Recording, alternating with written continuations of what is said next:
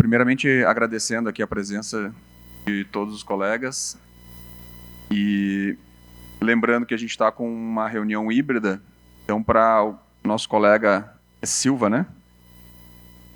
O Raul, que está online no Chile, ele só vai conseguir escutar se falar no microfone. Então, na medida em que alguém quiser, a gente tem já os microfones postados aí na frente para ele conseguir participar.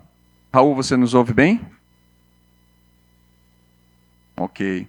Bom, fazendo uma rápida apresentação aqui, eu sou o Fabrício, estou como secretário adjunto de CEPLAN, e hoje a gente vai fazer aqui uma conversa de apresentação por parte da empresa Telespazio, dentro de um contexto que o Marco, que está aqui representando junto com o colega Raul, fez um contato via Casa Civil no ano passado, porque a empresa, enfim, tem algumas ferramentas que ajudam num processo tanto de mapeamento territorial que pode ajudar o trabalho da prefeitura. Isso foi apresentado aqui em âmbito, né, da gestão, de centro de governo, e fez sentido a gente chamar secretarias que principalmente lidam com questões territoriais, tanto seja por questões de área de risco, como também por questões de ocupação devida e tudo mais, que a empresa aqui vai poder fazer uma explanação mais específica. Eu só queria que antes, até para eles entenderem quem está presente, se a gente puder fazer uma rápida apresentação, dizer o nome de que secretaria que representa, para a gente também ter uma ideia aqui dentro dessa discussão. Pode começar o Matheus na ponta?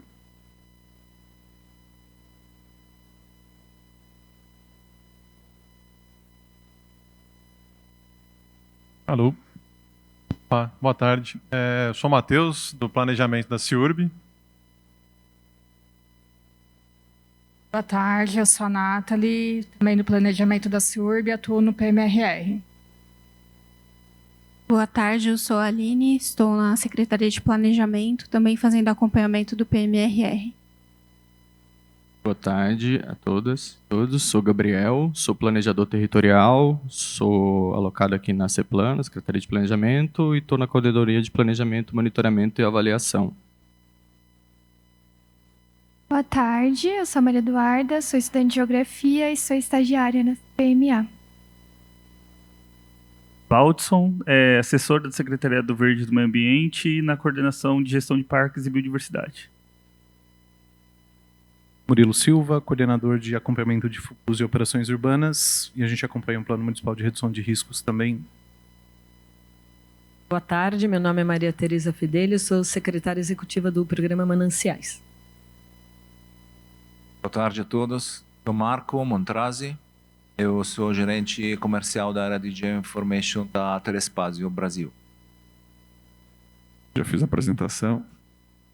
Boa tarde a todos, eu sou o Carlos Ruas, atualmente chefe de gabinete da CEPLAN.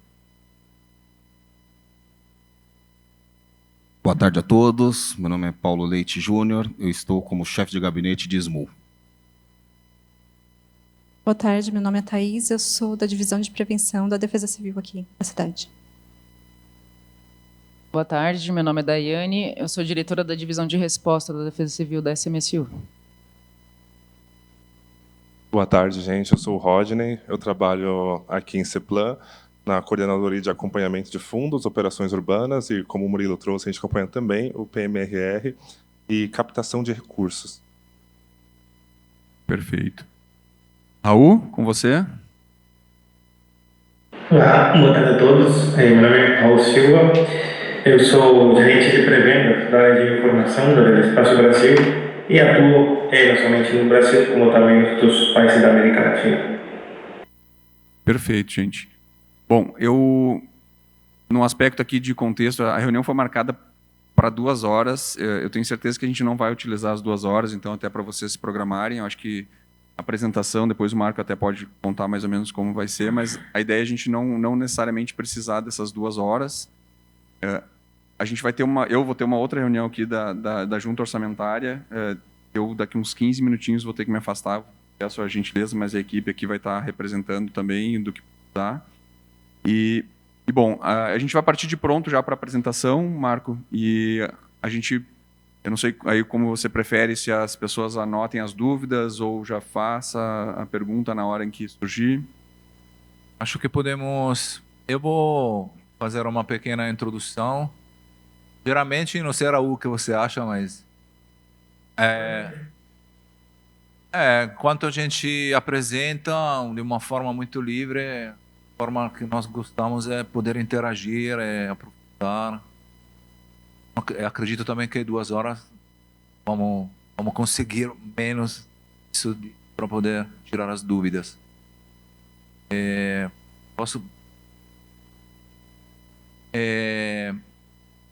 Não sei, Raul, você já pode começar a projetar? Eu vou fazer uma introdução rápida.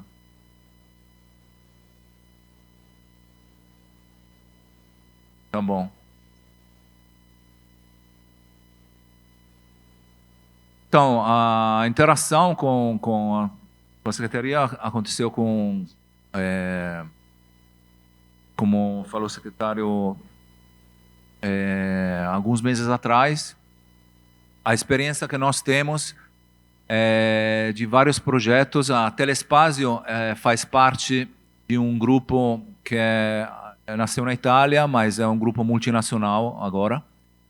Ela pertence a um grupo que se chama Leonardo, é um dos maiores grupos de aeroespaço e defesa. Mas a Telespazio, em particular, é talvez uma das primeiras empresas que começou a atuar com satélites. Então, já nos anos 60, começaram as primeiras instalações na Itália de antenas para fazer broadcast em programas satelitais. Então, a nossa especificidade é serviços que têm a ver com imagem de satélite.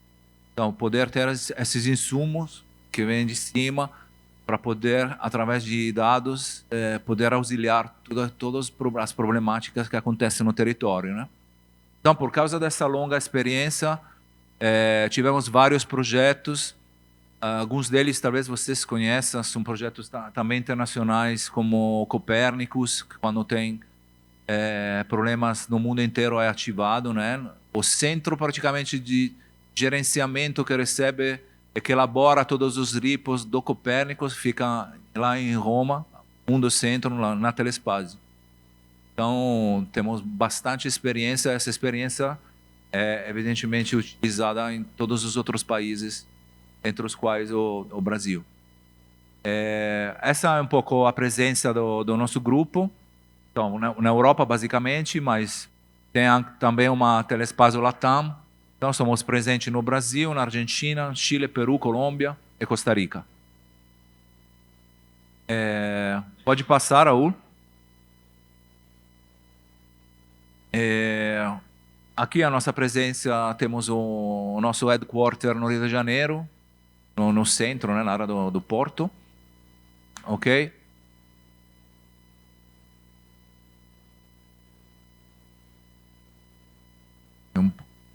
Essas aqui são um pouco as plataformas no qual a gente utiliza, como eu falei, nossos recursos, nossos insumos, seja na área de monitoramento marítimo, na área de defesa e inteligência, na área de agricultura, meio ambiente, na área de infraestrutura e toda a parte das emergências.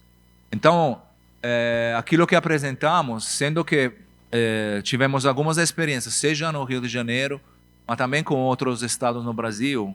Um exemplo que depois vamos mostrar é, por exemplo, em Maceió, quando aconteceu um afundamento, né, parte da cidade. Praticamente todos os insumos que mostraram aquilo que estava acontecendo foram através dos dados que vieram dos nossos satélites e do nosso produto que vamos mostrar para vocês. Basicamente, é um produto que permite de ter monitoramento sobre uma área relativamente grande e que dá para ver as movimentações a nível de milímetros que estão acontecendo ao longo do tempo, para poder... O bairro que afundou.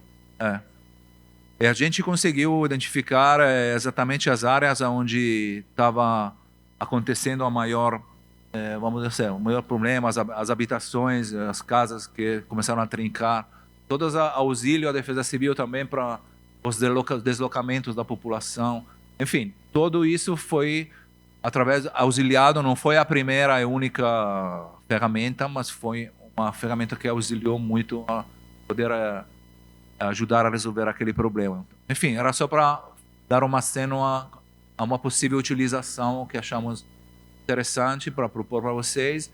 Além de uma outra componente, além dessa componente, tem uma outra que é mais para análise de mudança e monitoramento ao longo do tempo através de uma plataforma muito user-friendly para ver invasões, desmatamento, novas construções ilegais, isso através de umas imagens de satélite que tem um custo-benefício muito bom e que permitem de avaliar bem o que está acontecendo numa determinada região. Então, nós fizemos um estudo a partir das áreas que vocês estão cuidando, né, que tem que monitorar. Estamos em via de definição de uma proposta junto com vocês para poder definir os detalhes, se interessa, poder dar os próximos. Então tá bom, vou deixar com você, Raul, continuar. É como falamos, qualquer pergunta, livres para interromper.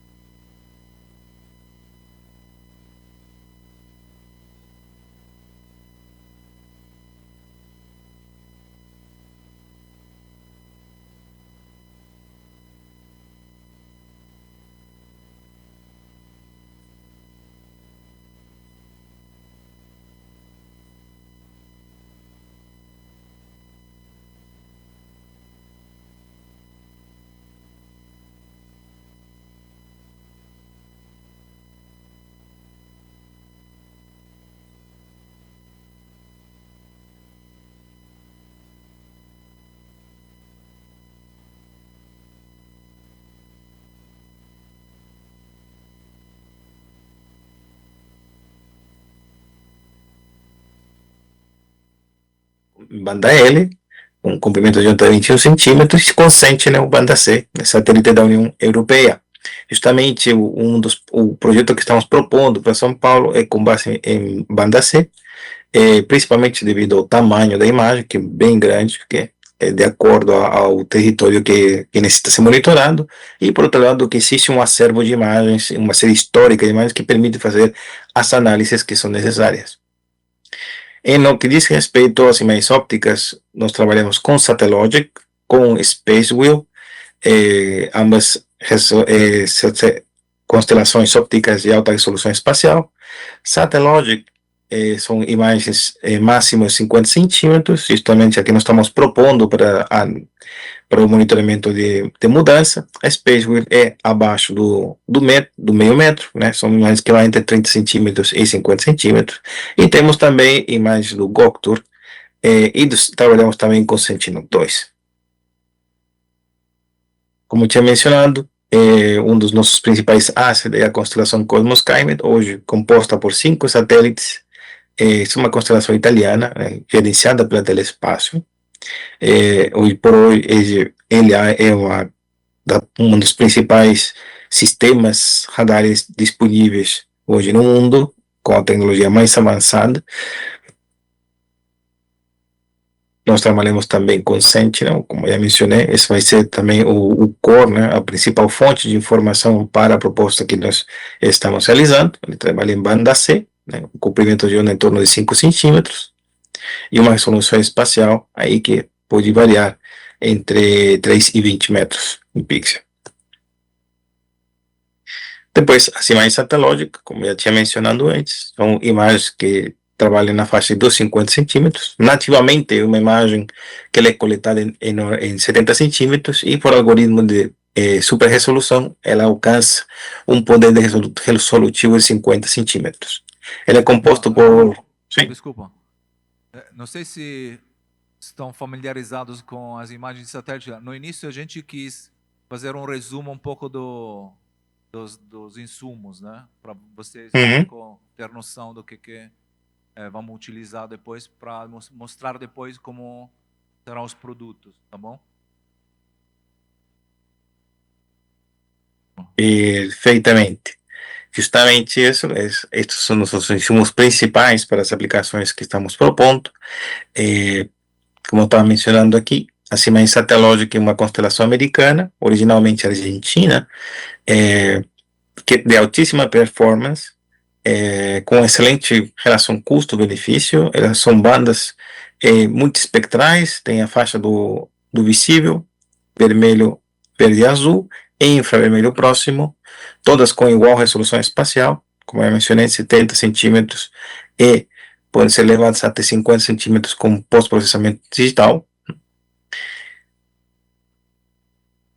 E agora vamos começar com as nossas aplicações. Então, a principal aplicação aqui que eu vou apresentar é justamente o monitoramento da deformação do terreno em infraestrutura. Isso aqui é uma técnica que nos permite extrair das imagens de radar, na verdade, quando elas são coletadas com uma série temporal, ou seja, várias imagens ao longo de um período, por exemplo, um ano, é possível aí começar a extrair informações muito precisas sobre deformações que ocorrem em superfície. O resultado ela não é uma imagem necessariamente, é de fato uma feição vetorial, um elemento pontual, um elemento de superfície no qual são realizadas medições ao longo dessa série temporal pretérita. Então, como vocês observam aqui temos uma visão tridimensional de um setor urbano. Nesse caso, em particular, é o início de Copacabana, no Rio de Janeiro. O tipo de dado ele é inerentemente tridimensional, como vocês podem observar.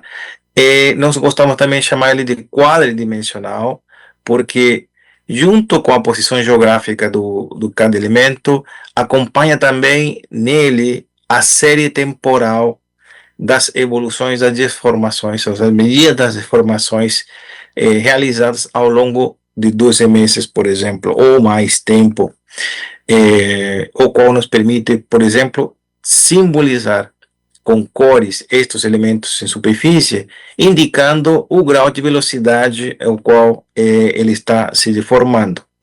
Em geral, nós simbolizamos em tons verdes aqueles pontos que estão dentro da margem da precisão do dado, onde não tem nenhuma deformação notória. Então, tudo aquilo que está em tons de verde, isso está estável. Já aqueles elementos com tons mais quentes, por exemplo, amarelo, laranja, vermelho, são áreas de altíssima deformação em relação ao resto. Felizmente, esse setor da cidade está muito estável. Agora, como vocês observam, existe uma grande densidade de pontos. Cada um desses pontos equivale a ter, por exemplo, uma antena GPS colocada naquele lugar durante um longo período. Então, a densidade ela é muito grande. E ela não necessariamente é uma técnica que se aplica a nível local, sino que pode ser a nível regional. Aqui temos, por exemplo, toda a zona sul do Rio de Janeiro, né? Aquela slide anterior era nesse local aqui, e aqui temos o resultado de toda a orla aí da zona sul do Rio de Janeiro. Então, a técnica ela permite rapidamente entregar informação no sentido de que vemos em geral que está estável, lembra daquela convenção dos tons verdes, mas podemos identificar rapidamente a localização de áreas com alguma anomalia de deformação, algum processo de deformação que vem ocorrendo já há um bom tempo, e onde a tendência ela é de manifesto uma tendência à deformação em termos de milímetros ano de deformação. Então é uma técnica que é voltada à detecção de movimentos lentos, por isso que a unidade mide milímetros ano de velocidade. Então, rapidamente podemos observar alguns locais que chamam a atenção e que servem para o gestor de infraestrutura, gestor do território, como um guia para rapidamente localizar espacialmente onde está ocorrendo o processo de formação e ter uma ideia da magnitude na qual ela está acontecendo, né? Então, rapidamente é possível enviar equipes de campo para checagem, determinar que, e daí em diante poder tomar alguma medida, se acaso necessária, colocar instrumentos in situ para aumentar a latência da leitura, ter leituras complementares ou bem tomar alguma medida de contenção, ou simplesmente estar ciente de que aquilo está ocorrendo e se pode monitorar ao longo do tempo a evolução desse fenômeno. Aqui temos um outro setor dessa mesma região, nesse caso na Rocinha, onde temos aqui a parte mais baixa, aqui a parte mais alta, essa aqui é a Estrada da Gávea, e aqui temos a parte baixa da Rocinha, aqui temos a parte mais alta, né? Só aumentando em topografia de forma gradual. Quando a gente sobrepõe o dado de medidas de formação, a gente observa que há uma clara tendência de formação na parte mais baixa. Existe um processo em andamento aqui, onde se destacam alguns locais. Cada um desses pontos, ele pode apresentar o gráfico de evolução de deformação nele, né? Neste caso, estamos falando de que naquele local foi detectada uma tendência desde 2011 até 2014, constante, em que vai mudando a posição do terreno nesse local, ou do telhado daquela casa, por exemplo, a uma taxa de quase 10 milímetros ano. Basicamente, a técnica, ela funciona, como eu mencionei antes, a partir de uma passagem recorrente do satélite, iluminando a mesma região da superfície terrestre, e então este satélite ele tem a capacidade de emitir um pulso de energia. Esse pulso de energia ele sai do satélite, viaja através da atmosfera, chega na superfície, reflete e volta ao satélite. Então o sistema o que faz, ele permite fazer uma medida de tempo e distância entre as diferentes passagens do satélite e a superfície. Então, as modificações dessa distância, desse tempo e distância entre o satélite e o local da superfície, são evidência de que algo mudou. Esse algo mudou, existem vários fatores que influenciam essa variação. Uma vez que se controlam esses diferentes fatores, como são a posição do satélite, a componente atmosférica, essa variação, então, desse tempo e distância, ele é atribuído a uma mudança na posição do elemento em superfície. E essa é, de fato, então, a medida de deformação que a gente está entregando. É a variação desse vetor medido entre o satélite e esse ponto específico na superfície em sucessivas passagens ao longo do tempo, né? Então, a partir de uma série histórica, a gente pode criar, então, um mapa de deformação, né? Um mapa de evolução da deformação naquele local. E isso vai se atualizando conforme os satélites vão passando e vai se aumentando a toma de imagens ao longo do tempo. Então, esse mapa de deformação, então, ele vai evoluindo, ele vai mudando ao longo do tempo de acordo ao processo de deformação de superfície. As aplicações dessa técnica, elas já têm sido testadas em diferentes âmbitos, infraestrutura urbana, ferrovias, barragens, ambiente natural, mineração, etc. Hoje em dia, nós somos nosso principal cliente na América Latina é a Vale. Hoje nós monitoramos todas as áreas de operação da Vale, tanto barragens como área de cava de mina, caminhos, ferrovias, portos, etc. Na Europa, nós fazemos um monitoramento da Europa inteira, né, para um projeto da União Europeia, onde todos os países membros da União Europeia, eles são monitorados na sua totalidade para fins de gestão do território, detecção de riscos de forma preventiva. Isso no contexto do programa Copérnicos. O colega Marco mencionou o programa Copérnicos, justamente um dos programas para a prevenção de riscos é justamente o de detecção de deformações em superfície no território europeu.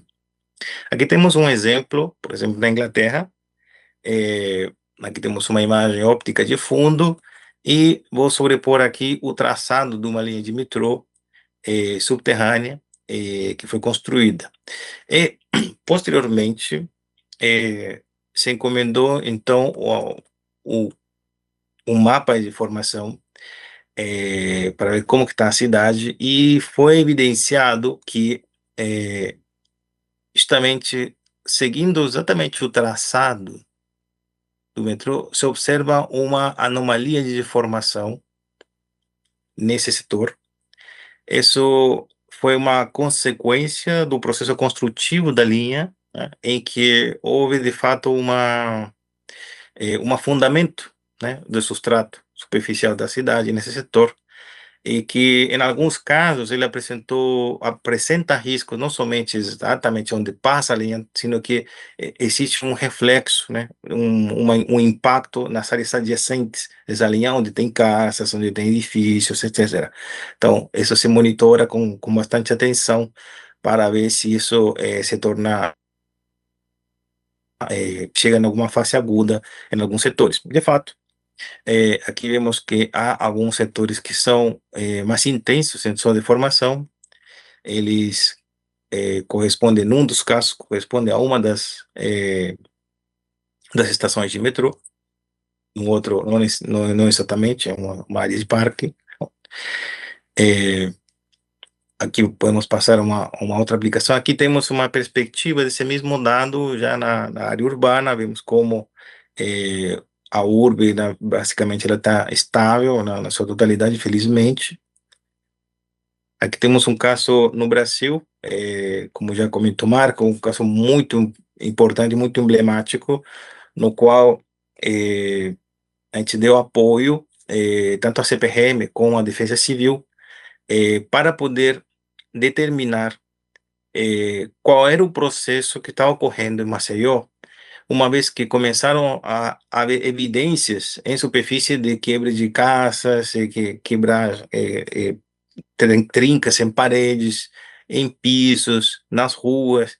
Então, começou a haver todo um fenômeno de problemas estruturais no setor urbano de alguns bairros, só que bem no início não havia clareza sobre o tamanho do problema, digamos, até onde isso havia uma afetação por esse processo, e que magnitude ele tinha, e se esse processo ele estava sendo, digamos, foi de um momento para outro, ou se ele vinha já evoluindo, e a que taxa estaria evoluindo ao longo do tempo.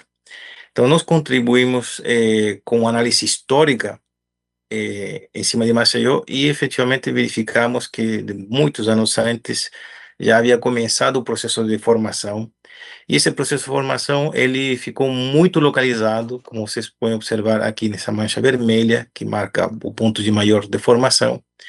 É quase um processo, diremos que até circular aqui, que passaria tanto na área, nos bairros urbanos, como no fundo da Lagoa Munduaú. E vemos que as outras partes da cidade estariam estáveis. Então, esse mapa foi de muita utilidade para poder acotar o tamanho do problema.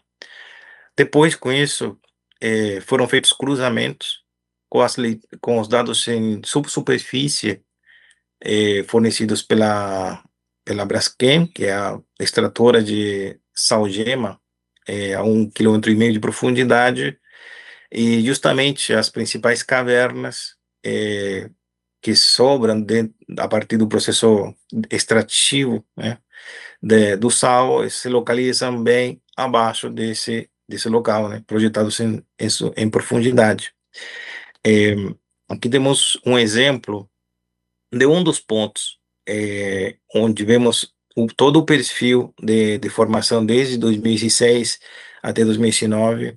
Então, depois este projeto ele continuou sendo monitorado mensalmente ao longo do tempo, depois dessa data, mas já podemos ver que, começando em 2016, chegou até 2019 com um acumulado de mais de 200 milímetros de formação a uma velocidade, uma taxa em torno de 90 milímetros ano. Agora, a gente encontrou locais onde a taxa de velocidade, principalmente mais perto da lagoa, ela chegava a mais de 200 milímetros ano. Então, foi um processo que ele foi acelerando nos últimos anos, foi bastante intenso. Foi realizado, aqui mudamos um pouco aqui a simbologia do dado, deixamos em cinza tudo aquilo que estava estável, e depois simplesmente simbolizamos na escala de cores, desde o momento em que começou a ser detectada a deformação até os pontos mais intensos, né? Desde o verde até o púrpura. Foi cruzado esse mapa com as evidências em campo dos locais mais afetados e coincide perfeitamente, justamente foi nesse setor onde se localizaram os bairros que sofreram maior impacto.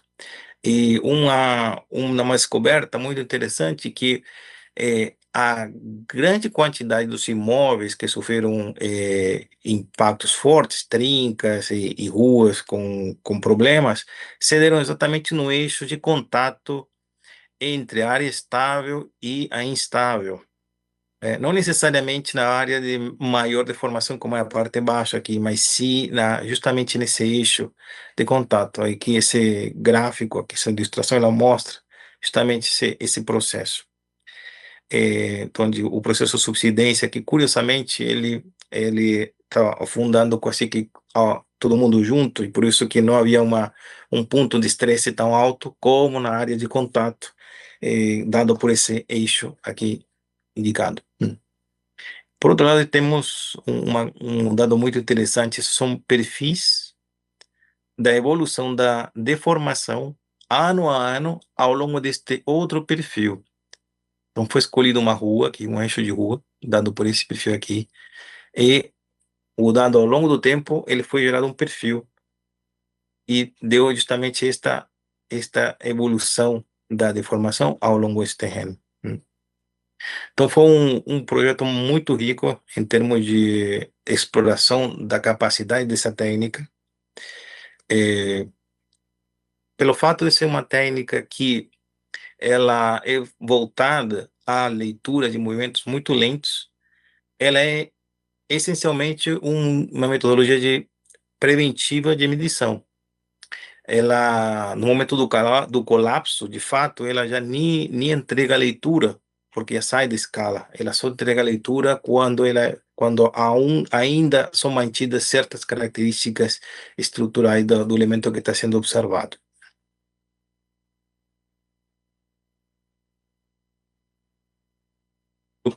Aqui, perdão, passo aqui. Nós temos um projeto piloto que a gente realizou aqui em São Paulo, faz um tempo atrás, onde fizemos algumas leituras em vários setores. Aqui temos a Baixada Santista, temos a Grande São Paulo, temos aqui o Vale do Paraíba, e algumas informações interessantes que podemos mostrar derivadas desse estudo. Por exemplo, aqui temos o aeroporto de Guarulhos, onde aqui mudamos um pouco também a simbologia de cores. Temos bastante estável essa região, entretanto, temos a identificação do setor com uma anomalia de formação bastante notória. Aparentemente são galpões, provavelmente área de logística, de estocagem, a oeste da cabeceira do Galeão, perdão, de Guarulhos. Aqui temos a simbologia do dado, como vocês podem ver, ele se concentra de forma bastante clara nesse setor. Provavelmente, esses são terrenos de aterro, imagino eu. E aí, o que poderia estar acontecendo, um processo de compactação desse terreno. Claro que é necessário estudar mais em detalhe o que poderia estar acontecendo, mas daria esse tipo de impressão. Aqui temos um outro caso, isso em Belo Horizonte, em Minas Gerais, onde temos uma composição da paisagem bastante interessante. Temos um mix de estradas, né, de infraestrutura viária com infraestrutura residencial versus áreas de mina, né, áreas produtivas.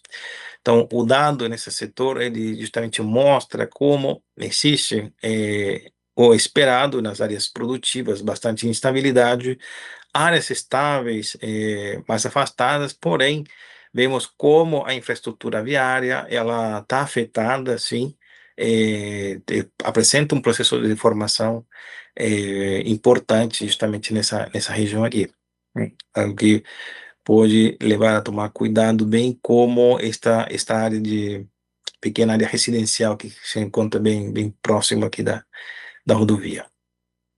Aqui temos um outro caso particular aqui na rodovia, aí no viaduto na Dutra, no setor de Guarulhos, vemos como temos uma ponte aqui que evidencia aqui um grau de deformação bastante particular, digamos, com uma tendência de formação muito clara, né? Então, como mencionei, é uma técnica que ela permite obter informação com muito tempo de antecedência, né, sobre uma evolução de formações, e isso pode ameritar ou não priorizar, por exemplo, uma vistoria em campo para certas obras. Nosso projeto, a gente está nessa proposta para São Paulo com essa técnica, é abordar as áreas hoje entendidas como área de risco geológico e hidrológico na Grande São Paulo, né? Nós temos um mapa da Grande São Paulo e aqui a distribuição dessas áreas de risco já mapeadas, né? Tanto o risco geológico quanto hidrológico. A ideia é a gente possa monitorar todas essas áreas com o sistema Sentinel, né? Isso em condição de com uma frequência mensal. Esse é o nosso primeiro conceito de projeto. Acreditamos que seja que pode trazer bastante utilidade, contribuir com bastante informação relevante para o monitoramento preventivo, né, dessas áreas de risco. Posso Sim, fazer sim. uma pergunta no meio? Claro, claro. Que vi aquele assunto ali da ponte, e aí eu me lembrei que eu acho que tem eu não sei se é o serviço de vocês, está sendo utilizado até na CIURB, por um fornecedor lá. Não é um contrato direto, mas eu acho que eles estão usando um serviço de vocês ou parecido, para monitoramento de obras de arte, né, de pontes, viadutos, etc. Aí, eu só tenho uma dúvida. A precisão é de milímetros e é uma velocidade, mas, por exemplo, se você pegar o centro da ponte, ela está se mexendo em centímetros por dia. Isso é eliminado do dado? É isso? Como é que funciona essa... E eu penso a mesma coisa para uma área de risco, né? Onde vai ter muito... por exemplo, normalmente vai ter comunidade, favela, sobe edificação, some edificação, cresce dali, cresce daqui. Então, muitas vezes o movimento vai ser de coisas em cima do terreno do que o terreno em si se movendo, né? E no caso da ponte, por exemplo, ela até se move naturalmente numa escala muito maior do que milímetros por ano. E como é que isso é eliminado? Isso é eliminado do dado de algum jeito? Vocês fazem algum tratamento? Sim. Porque para uma ponte, né, um monitoramento mensal com esse nível de movimentação em milímetros parece esquisito na minha cabeça. É isso que eu não consigo entender como é que isso é feito. E pensei que para as áreas de risco a gente vai talvez enfrentar esse mesmo problema.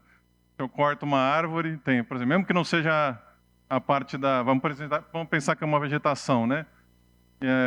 Eu acho que é esperar que vai ter velocidade de milímetros de crescimento da vegetação. Isso é eliminado de alguma forma? Como é que funciona mais ou menos isso? E a frequência é sempre um mês ou isso pode variar? Pode variar. O satélite em si tem alguma limitação de quantas vezes ele passa para aumentar essa frequência? Tem. Então, temos vários pontos que abordar. Eu acho que eu até tenho outras dúvidas, mas é melhor a gente abordar essa aqui primeiro. Claro. Na verdade, são pelo menos três questões fundamentais. A técnica, ela é uma técnica que o que ela faz, ela é medir frações do comprimento de onda que é utilizado pelo satélite.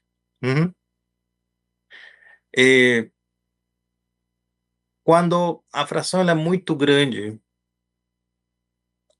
digamos, maior do que a metade do comprimento de onda, a técnica já não funciona, porque não se cumprem certas condições de o que nós chamamos de estabilidade do sinal.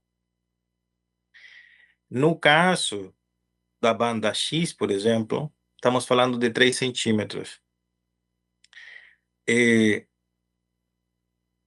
Qualquer variação acima do 1,5 centímetro entre imagem e imagem, ele não cumpre essas premissas que viabilizam a leitura e o processamento do sinal. Ou seja, variações espúrias que acontecem fora da escala, elas não dão leitura. E estes pontos, eles, de certa maneira, tiveram que ser persistentes, consistentes ao longo do tempo, ao longo de vários meses ou anos, de tal forma que o movimento foi, de fato, um movimento lento. Então, todas aquelas variações que poderiam ser circunstanciais, como a passagem, por exemplo, de um caminhão na ponte, em que fez vibrar a ponte, isso não permitiria, de fato, fazer uma leitura. Isso a própria técnica, ela filtra esse tipo de situação. Por exemplo, você menciona também numa favela. Não é o caso de que eu estou monitorando o telhado de uma favela e, de pronto, faço um puxadinho e coloca uma corrida de tijolo. Isso já excedeu totalmente a precisão instrumental da técnica. E, portanto, esses elementos de medidas elas se perdem, já não fazem mais parte do mapa. Só vão ser preservados pontos nos quais os elementos em superfície ainda mantêm uma consistência em termos de variação temporal entre cada imagem, entre cada toma. Então, a gente consegue perceber de que efetivamente existe uma filtragem para a gente finalmente ter o que é uma tendência consistente de medida. Essa medida, ela pode ser estabilidade ao longo do tempo ou, de fato, uma variação ao longo do tempo. O importante é que ela não tenha variado tanto entre imagem e imagem. Ou seja, existe um limite de velocidade de deformação que é admitido. Por isso, é uma técnica voltada a deformações lentas. Por outro lado, desculpa, Raul. Eu- Naquela análise de Maceió, tinha alguns bairros que não eram favela, mas quase, então, que tinha esse fenômeno. Mas pelo prazo e pela área, com essa filtragem dá para ter uma ideia pontual, mas não do singulo ponto. É uma ideia da área que te permite ter uma tendência. Então, Eu entendi. Eu acho que tem até a ver com a minha próxima pergunta, que é a precisão horizontal, né, do ponto. Sim. Passou rapidinho ali, eu vi que o pixel é de 3 a 6 metros, a não sei quantos metros, né? Isso tem a ver porque pontos que variam muito são eliminados da análise, é isso? Então, na verdade, vocês sempre fazem a média de uma área, não é exatamente um ponto fixo no terreno, é isso? Exatamente.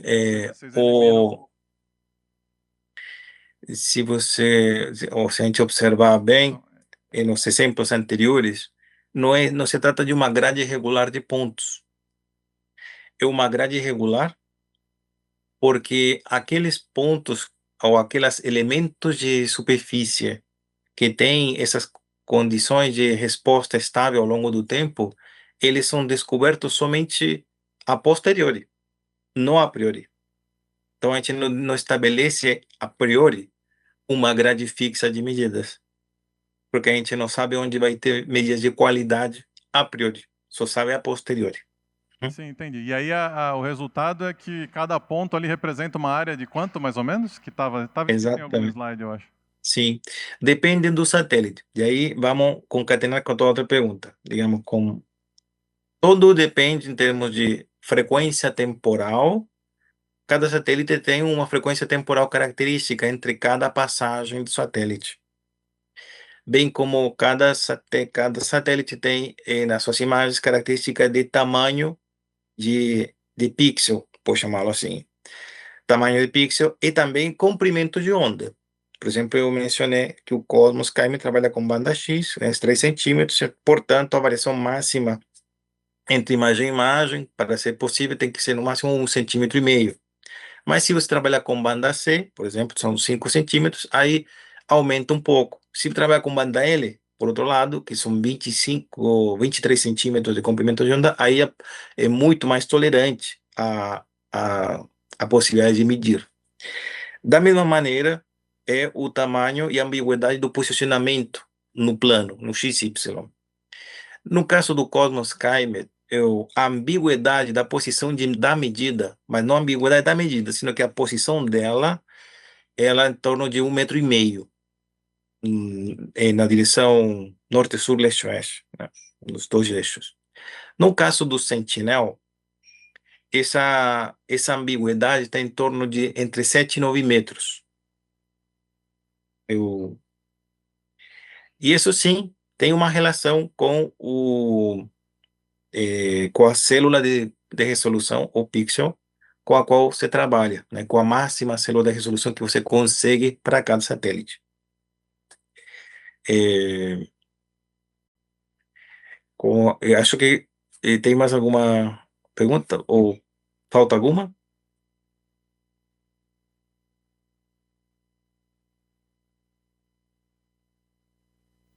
Não, acho que Tá, era isso. acho que... Não, eu tava só vendo aqui, mas não, acho que era isso mesmo.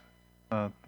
Entendi. Aquilo que é a ideia desse tipo de soluções é auxiliar, evidentemente, que seja um auxílio para um primeiro diagnóstico que permite que todos os usuários, vocês são usuários, poderão ter acesso a uma plataforma online onde você pode visualizar aqueles pontinhos nas áreas de interesse lá.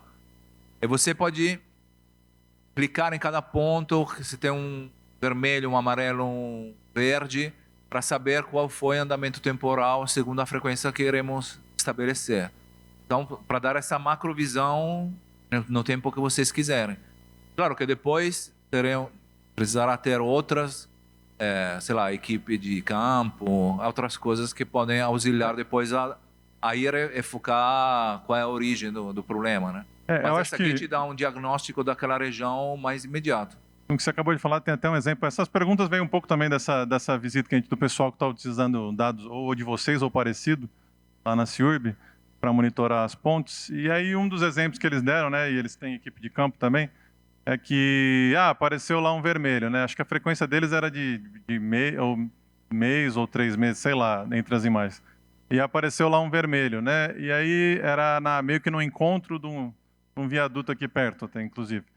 E a conclusão deles em campo, na verdade, foi que, até por essa dispersão horizontal aí do ponto, na verdade, era o alerta surgiu pela realização de obras, provavelmente do BRT, que estava ao lado do viaduto e não em cima do viaduto. E aí isso gerou até uma dúvida, né? Mas o ponto está no viaduto ou não está?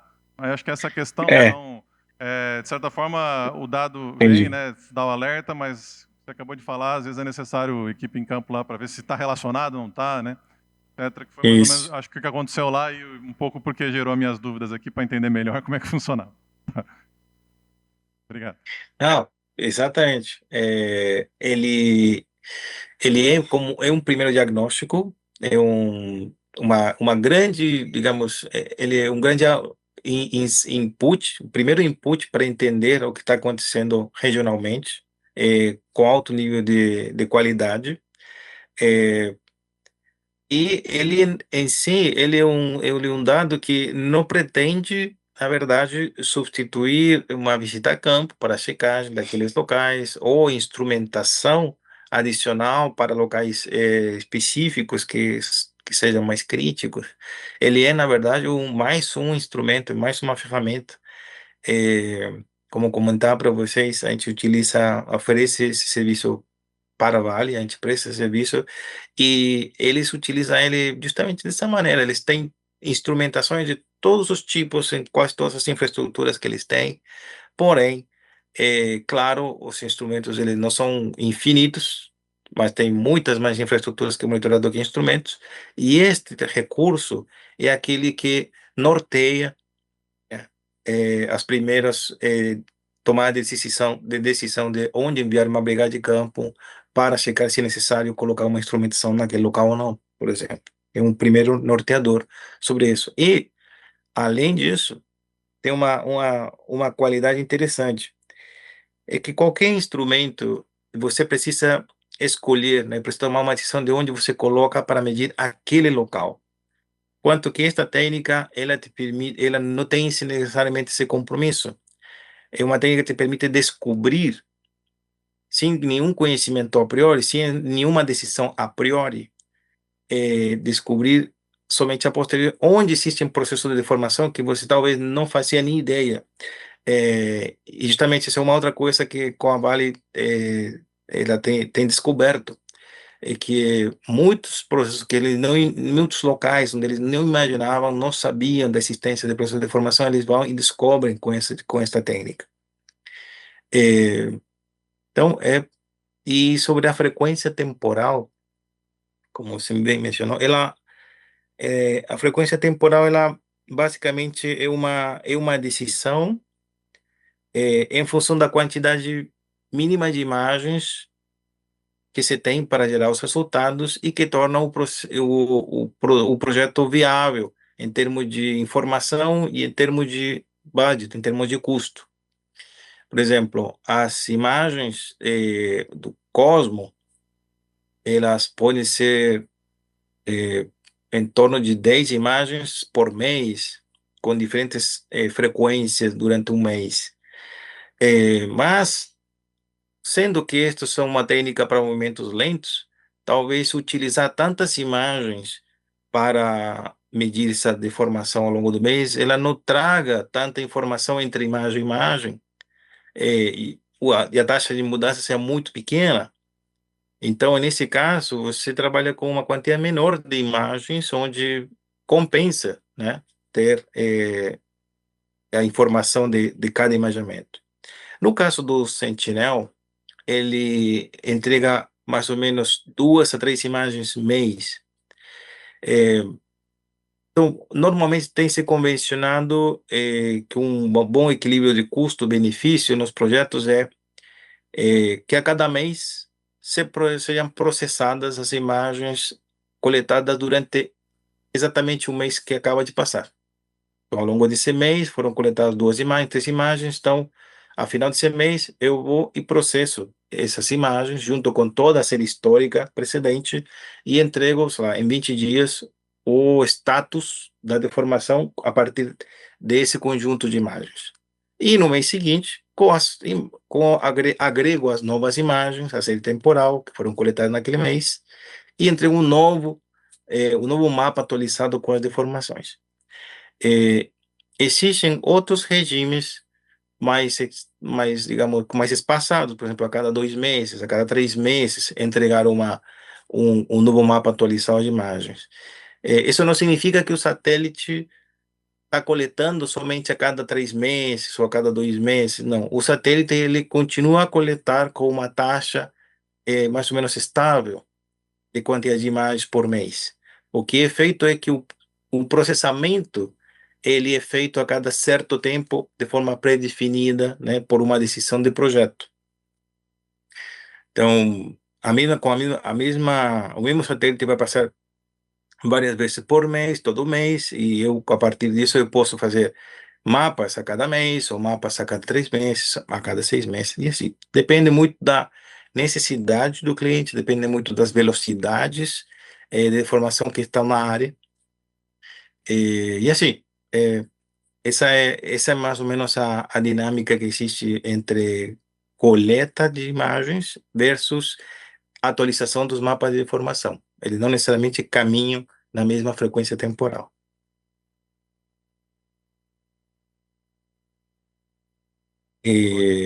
Posso fazer uma pergunta? Tá. Claro, claro. Era uma dúvida metodológica desse processo, porque vocês estão falando então que o processamento, correção, geometria, radiometria, esse algoritmo de detectação em área, ele utiliza uma média de desempenho de célula, mas eu queria entender como é que vocês calculam a taxa dos falsos positivos, como que essa correlação é dada no intervalo de confiança, porque a precisão e a incerteza nesses movimentos ela é inconsiderável, né? Então, quais as limitações mais metodológicas mesmo que vocês identificam em áreas altamente urbanizadas, assim? Porque vi que vocês aplicaram em São Conrado, mas em São Paulo, levando a intensa verticalização, elevada taxa de permeabilidade do solo, ocupações informais, vocês têm alguma metodologia já estabilizada, já calculada, testada nesse nível? E aí, fiquei pensando também sobre os critérios de priorização, assim, pensando em mudanças climáticas, eventos extremos, tempo com metodologia instável, como que é feito também essa limpeza de imagem, esse data clean das resoluções de satélite, assim, essa periodicidade informada e monitorada, ela leva qual critério de deformação, velocidade, exposição populacional? Vocês têm também essa infraestrutura de composição de terreno avaliada nessa composição de imagem? Era mais nesse sentido. Ok. Para uma urbe como São Paulo, eu diria que é quase não necessariamente nas áreas mais verticalizadas, porque isso traz uma redução de amostragem por sombreamento, mas, via de regra, as áreas mais impermeabilizadas, mais urbanizadas, são o ambiente, ou digamos, a superfície ideal para ter refletores nessa técnica. Ou seja, essa técnica funciona melhor em ambientes urbanos do que em ambientes naturais. A quantidade de densidade de pontos ela é notória. Nas seguintes magnitudes, mais ou menos. Falando em banda X, por exemplo, podemos dizer que uma área natural ela terá em torno de 4.000 pontos por quilômetro quadrado, entre 4.000 e 6.000 pontos por quilômetro quadrado. Numa área urbana, essa taxa pode alcançar facilmente 50.000 pontos por quilômetro quadrado. Enquanto à dispersão, em áreas urbanas, a dispersão ela é justamente a mais próxima da especificação do que poderia se esperar numa área natural. Porque os elementos são altamente refletivos ao sinal do radar numa área urbana. Eles são o suficientemente rugosos para garantir a refletividade e o suficientemente estáveis como para não, como para que pequenas variações elas possam ser detectadas. Então, identificar pequenas deformações ou tendência de deformações numa infraestrutura de prédio, por exemplo, ela pode ser feita com a mais alta qualidade com esse tipo de técnica. Qual é o compromisso? O compromisso é a verticalização numa área altamente urbana. A verticalização ela traz como consequência um processo de sombreamento, ou seja, o que eu ilumino do edifício desde um determinado ângulo com o radar, eu não consigo ver o que está do outro lado da face desse prédio, por exemplo. Né? Então eu consigo iluminá-lo por um lado e pelo outro lado não, ou parcialmente só. Ok? Então vou ter uma alta densidade de pontos num setor e outro ponto não. E assim, no prédio vizinho vai se repetir a mesma coisa. Então, quanto a outra pergunta era relacionada em condições de mudanças globais, né? Então, a gente entende que o que influencia imediatamente da mudança global é a condição atmosférica. A condição atmosférica, ela sim tende a influenciar aquilo que eu comentava no início, que é a medição do tempo e distância entre o satélite e a superfície, né? Como que ela influencia? Normalmente, ela aumenta esse trajeto, esse percurso da onda entre o satélite e a superfície. Então, o que ocorre é que os diferentes algoritmos que existem, as diferentes empresas, o que trabalham é poder estimar o quanto é a quantidade de ciclos, né, quanto é esse fato, a quantidade de distância que é incrementada, né, qual é a contribuição atmosférica desse sinal, e que no final isso se traduz numa variação artificiosa da medida em superfície. Então, o nosso algoritmo, ele é bastante prodigioso no que diz respeito a poder determinar qual é a contribuição atmosférica. Praticamente, a gente não trabalha assumindo a priori uma condição atmosférica e interpolando, ou melhor, extrapolando ela para toda a cena da imagem. O que a gente faz é tentar determinar os efeitos da contribuição atmosférica na série temporal. E uma das condições que a gente justamente isso requer é que a nossa série temporal histórica, para gerar um resultado, primeiro ela precisa ter no mínimo 1 ano.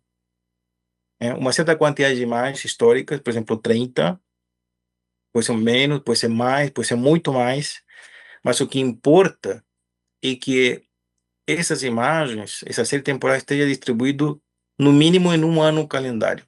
Para quê? Para poder entender a sazonalidade das condições atmosféricas da região. Porque depois o nosso sistema ele faz algumas premissas, né? Tem vários algoritmos, várias inteligências que atuam mais ou menos com os seguintes critérios. A condição atmosférica, ela é totalmente decorrelacionada temporalmente. Ela muda para o mesmo local, para um mesmo local espacial, ela vai mudar no tempo. Essa é uma premissa. E ela também num determinado momento do tempo, ela é decorrelacionada espacialmente também. Então, com o entendimento de alguma dessas premissas, mais alguns outros fatores, é que a gente consegue determinar ou tenta determinar ou minimizar a contribuição atmosférica na medida. Então, isso é mais ou menos essa seria a resposta. Você ajudou? Espero ter ajudado. Não, pergunto mesmo pela condição do clima mesmo, né? Claro. Pela identificação, São Paulo, né, além da poluição, tem uma frequência temporal climática muito difusa. Então, se a gente tem uma tendência de coleta de informações a cada 3 meses, e esses 3 meses gera-se um relatório, depois mais 3 meses, e aí se encerra num ciclo de 1 ano, isso, de fato, vai calcular qual o impacto dessa mudança pós-tempestade ou pós-movimentação de massas. E aí também tem uma dúvida na visualização de imagem de vocês que não correlaciona espaços com água, represa. Então, fiquei pensando essas áreas de encostas, né? Tipo, nos fundos de vale. Então, também não sei como que faz esse cálculo mais preciso pela mesma composição de terreno que a gente tem aqui em São Paulo, né? Então, é isso. Qual que seria a recomendação da arquitetura operacional de vocês para gerir o monitoramento contínuo, né? Da atualização frequente de gerações de alerta sem perca de desempenho da metodologia, mas também com eficácia na composição de relação de elevação do terreno. Era mais isso. Uhum. Então, aí você justamente mencionou um ponto bem relevante, que é assim, o fato de se entregarem relatórios mensais ou trimestrais, a cada 3 meses, Isso não significa que a quantidade ou melhor, que a quantidade da série temporal ela seja mais difusa em um caso ou em outro, ou seja menor, ou seja subestimada, porque na verdade para cada entregável é processando toda a série temporal.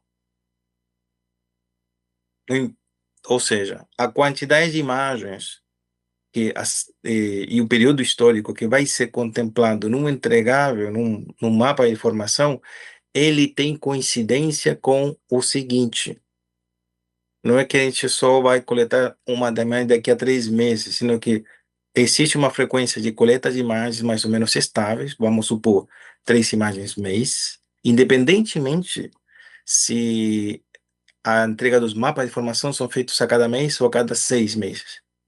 Sempre vai estar sendo contemplada essa taxa de custo igual em quantidade de imagens por mês, e ao momento de se gerar um novo mapa de informação, se considera a série temporal completa ou o período equivalente completo.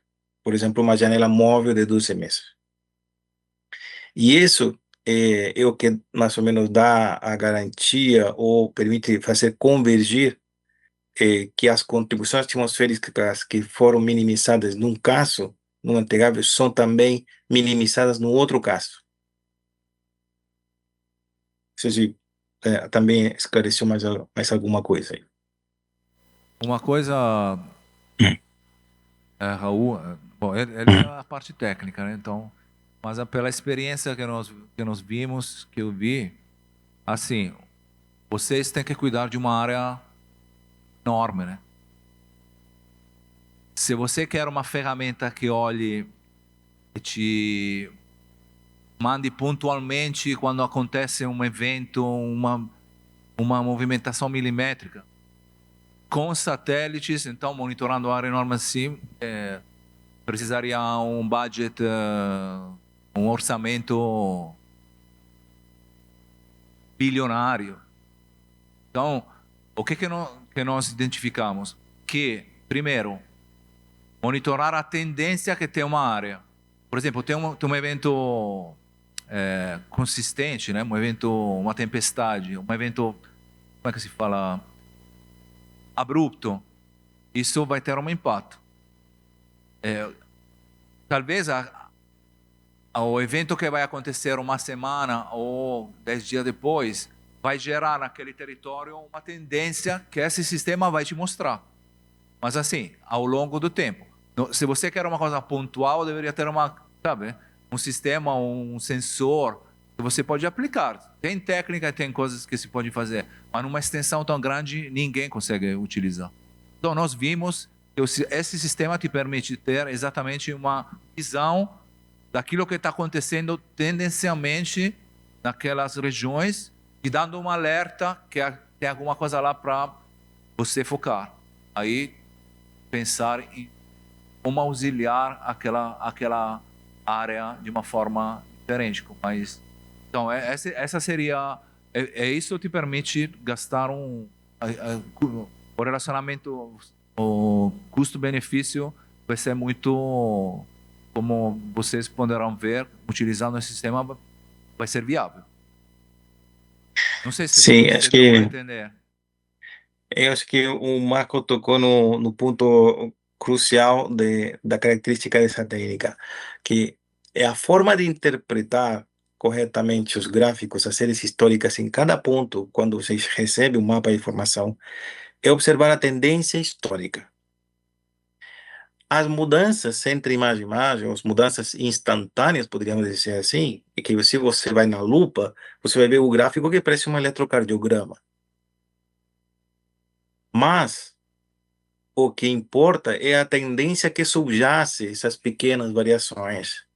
Então, quando você tem um afloramento rochoso, ou você tem um prédio que você vê que a tendência histórica de 2 anos, ela inequivocamente está te mostrando uma pendente, né, uma inclinação da reta, por chamar assim, com uma taxa de deformação negativa não sei, 50 milímetros ano, você pode ter certeza de que esse não é um comportamento esperado, não é um comportamento normal, e um processo de formação está aí acontecendo, que em algum momento no futuro pode tornar essa infraestrutura, seja um afloramento natural ou um prédio, entrar numa condição de colapso. Isso é interessante da técnica. E mais, quando você tem um mapa e tem um elemento pontual, e você observa de que ele venha com uma tendência histórica estável e de pronto ele muda essa tendência, aí aconteceu algo. Não é uma questão de entre uma data e outra, sino que na tendência de vários meses no passado, né, observando como se comporta essa infraestrutura. Então, as quebras de tendência, as tendências acentuadas, são as formas de poder interpretar essa informação e poder, digamos, priorizar sobre e poder entender sobre, digamos, onde está acontecendo de fato um processo que precisa de algum grau de atenção. Raul, acho que estamos quase chegando a 2 horas. Eu não sei se vamos passar as 2 horas, mas porque temos mais uma parte para apresentar, né? Tinha uma pergunta. Obrigada. Boa tarde. Eu queria entender essa questão da necessidade de ter uma série histórica, né, para poder ter essa análise. Foi falado até em 1 ano aproximadamente de monitoramento para conseguir observar uma tendência. Se a gente contrata um serviço hoje, a gente só vai ter resultado daqui a 1 ano? Ou vocês têm dados históricos para a gente já ter essa análise de 1 ano Nesse para caso, trás? temos. Temos. Com o Sentinel, que é a tecnologia que queremos usar, já temos todos um acervo de anos. Quantos anos e de qual precisão? Porque vocês falaram que tem vários tipos de satélites, precisões Sim. e frequências diferentes. Sim. Só para adicionar, que aproveitou que perguntou da precisão, a minha dúvida era qual que é a precisão, vamos chamar de horizontal aí, vertical, né? Vamos chamar a precisão do sinal, né? Quando eu estou lendo lá, variou 2 milímetros. Qual que é a precisão a margem de erro desse ponto, desses 2 milímetros? É 1 milímetro ou é 10 milímetros? Toda vez eu posso estar errando em 10 milímetros? Minha dúvida mesmo, que é o finalzinho da pergunta da Antônia. Sim. Isso vai depender do tipo de satélite. No caso do Cosmos Skymed, a velocidade de formação ela é 3 milímetros ano, o erro. Então, você pode estar errando mais ou menos 3. No caso do Sentinel, é 5 milímetros. Agora, respondendo um pouco a pergunta anterior, para São Paulo, existe uma série temporal desde 2015, 2016 até o presente. Então, a gente está propondo fazer uma análise de um ano, um ano para trás, desde 2025 até hoje, para gerar um diagnóstico, né? Primeiro mapa de informação, com essa série temporal. Por exemplo, para Maceió, nós fizemos séries temporais de 3 anos para analisar o passado. E aí, com outros satélites que tinha uma série temporal um pouco mais curta, não como o Sentinel, que tem desde 2015 até hoje. Então, depende muito do tipo de ferramenta que está disponível, né? Tipo satélite que coletou sobre uma área e se cria um stack. Se não houvesse nenhuma imagem histórica, o que sim efetivamente haveria que se fazer, como ela bem indicou, é que comece a se coletar imagens e daqui a 1 ano vai ter o primeiro mapa de informação com qualidade esperada. Sim, é assim. Agora, felizmente, para São Paulo, temos essa série temporal disponível. Assim como tínhamos também para Maceió, no caso. Tá bom, vamos fazer, não sei, Murilo, talvez poderemos fazer, se depois tem pergunta, de alguma forma, vou mandar para vocês. Isso, a gente manda as apresentação, aí Depois, se tiver mais dúvidas, Eu vai posso. fazer uma outra. Não é nenhuma pergunta, só pedir realmente se vocês tiverem exemplos de áreas que foram feito esse tipo de mapeamento, né, de monitoramento e de áreas de risco, como as nossas na cidade. Um exemplo para a gente entender como a gente usaria essa informação. Mas eu entendo o caso de Maceió, mas a gente entende o processo geológico completamente diferente, né? Então, para o caso de deslizamento, a gente quer sentir a gente gostaria de sentir um pouquinho algum exemplo mais aplicado, se possível. Só para... A minha pergunta Maceió visita o trabalho feito.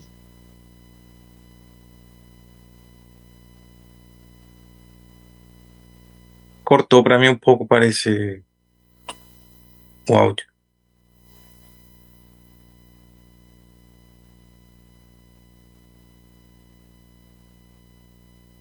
Alô? Você está me ouvindo?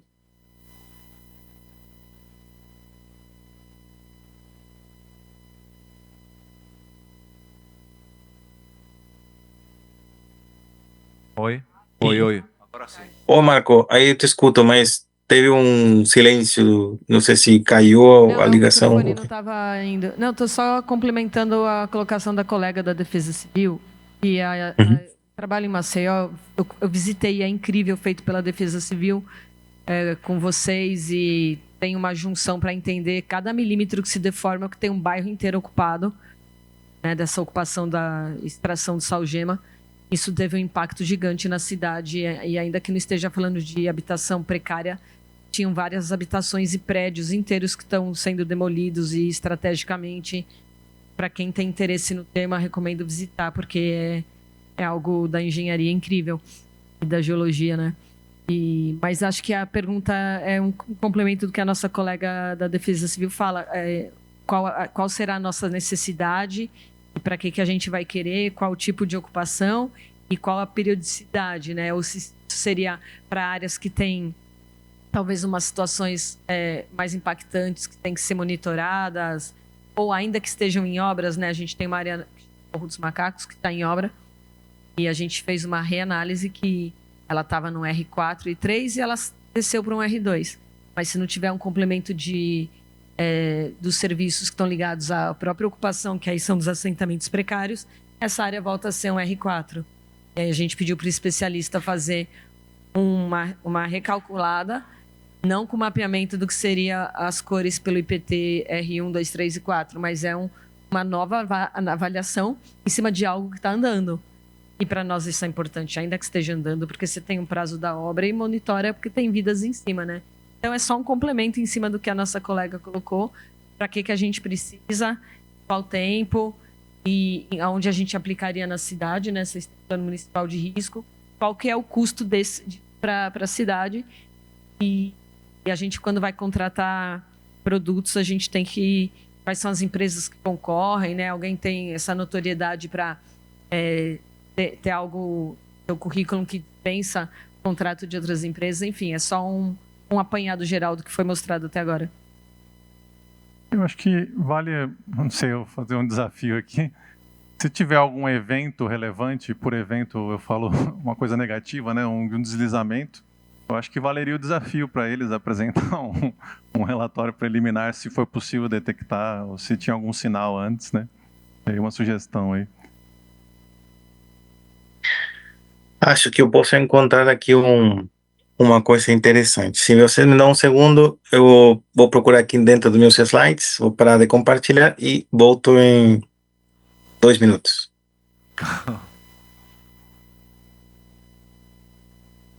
A gente vamos ter... bom, agora o Raul deve encontrar alguns exemplos, mas vamos poder mandar mais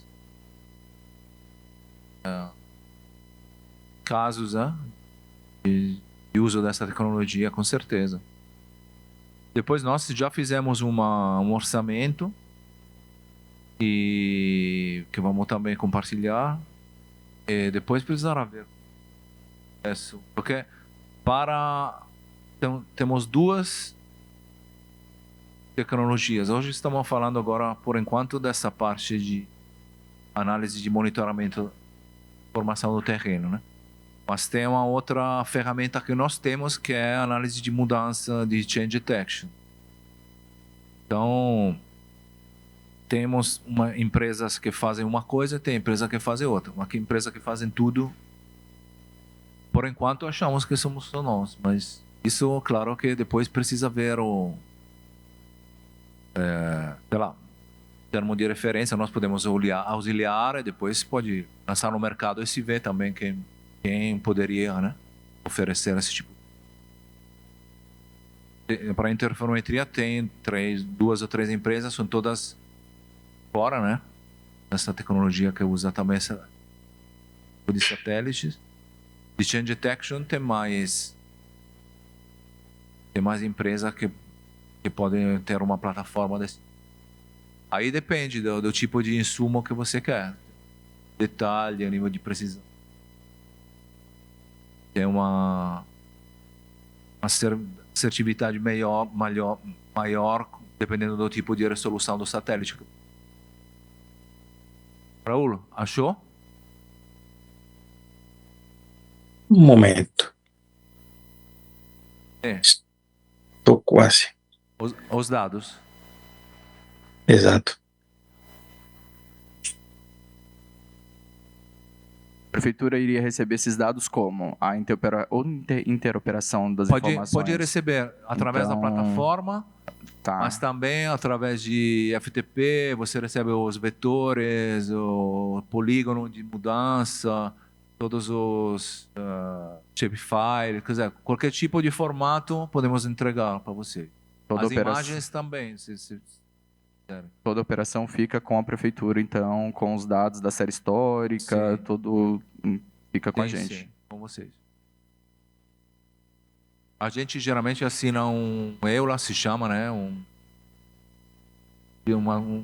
documento que dá o direito de produto, uma tarefa interna da prefeitura.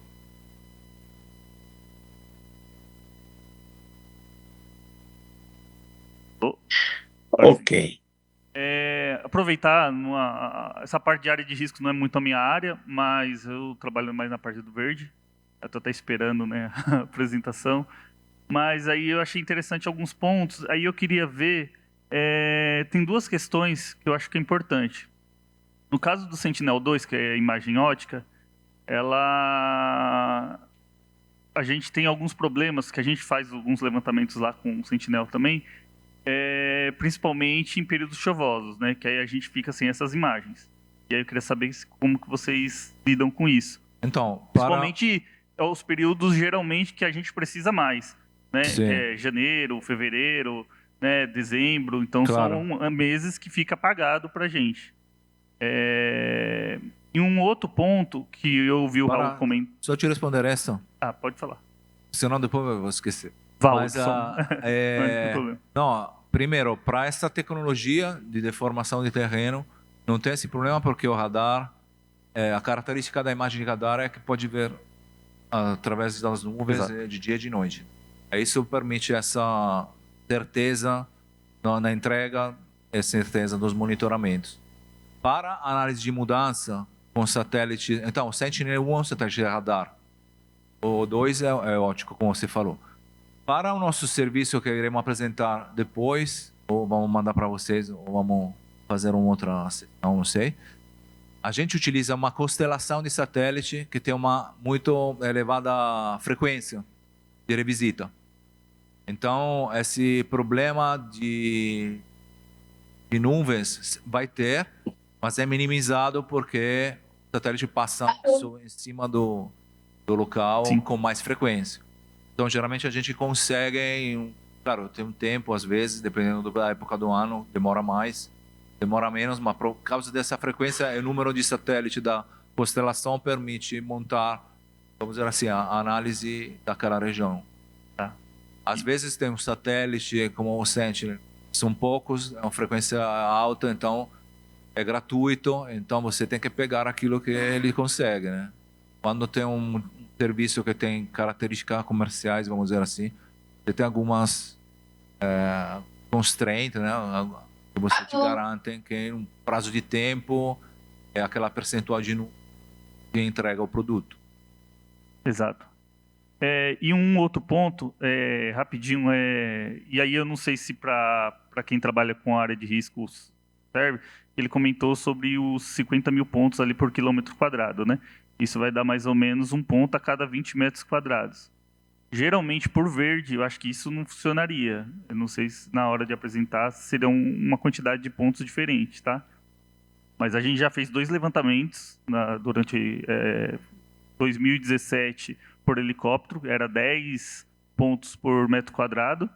E depois, em 2020, a gente fez um outro levantamento também da cidade toda, né? Esse atendeu bem a gente, no verde, tá? Acredito que até para as outras áreas também.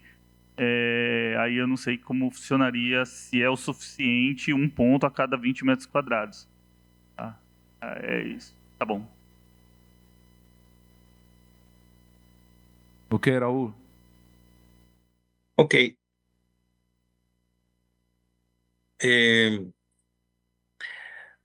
Então, sobre a pergunta da densidade de pontos, tá? A técnica, tanto na banda X, nos satélites em banda X, quanto em banda C, ela não tem resposta, ou boa resposta, mas principalmente em áreas com cobertura vegetal arbórea, ou densa, arbustos de grande tamanho,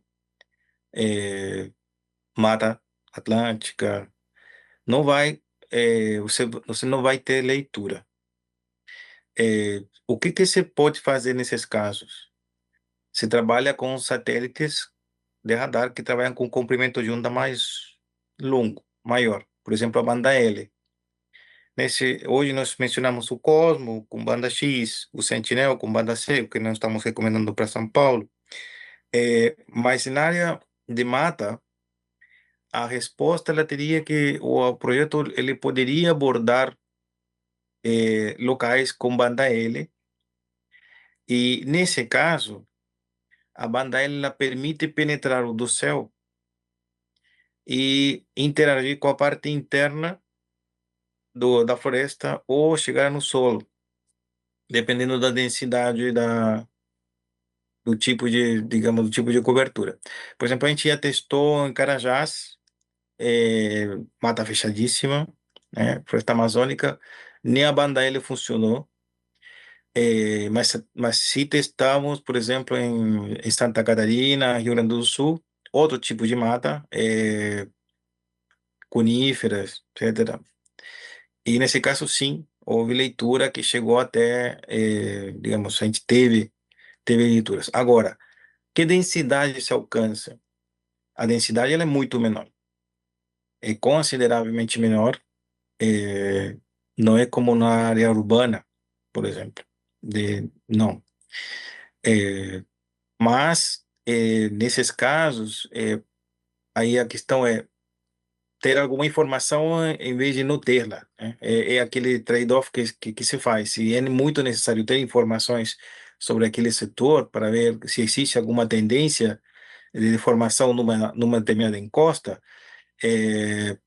se vale a pena fazer o investimento de fazer um monitoramento com banda L, né? Então, existe solução para certos casos de cobertura vegetal.